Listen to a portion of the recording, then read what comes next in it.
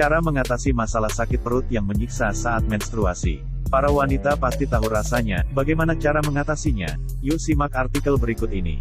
Saat menstruasi, wanita cenderung mengalami masalah pencernaan seperti sembelit atau diare. Gangguan pencernaan yang dialami tersebut ada yang ringan namun ada pula yang parah. Berikut berbagai masalah pencernaan saat menstruasi dan cara mengatasinya. Sering buang air besar atau diare. Setiap bulan, tepat sebelum menstruasi dimulai, asam lemak yang dikenal sebagai prostaglandin ini mulai mengendurkan jaringan otot polos di dalam rahim untuk membantu melepaskan lapisannya. Hal ini bisa membuat usus bekerja lebih keras hingga para wanita lebih sering buang air besar.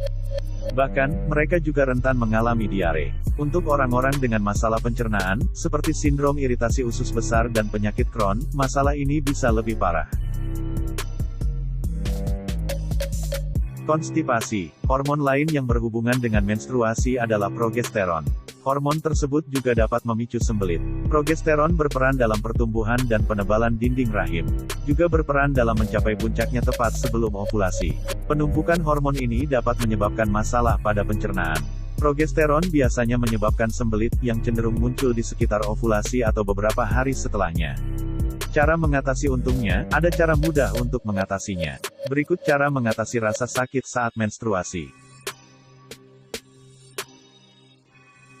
1. Konsumsi makanan sehat. Cara pertama untuk mengatasi masalah pencernaan saat menstruasi adalah mengonsumsi makanan sehat.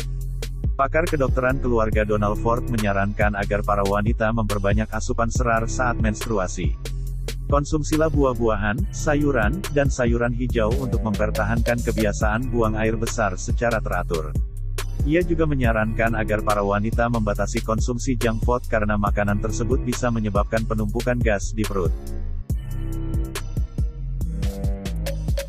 2. Minum air yang cukup. Diare dapat menyebabkan dehidrasi, kehilangan air dan nutrisi dari jaringan tubuh, yang dapat menjadi masalah serius jika tidak ditangani.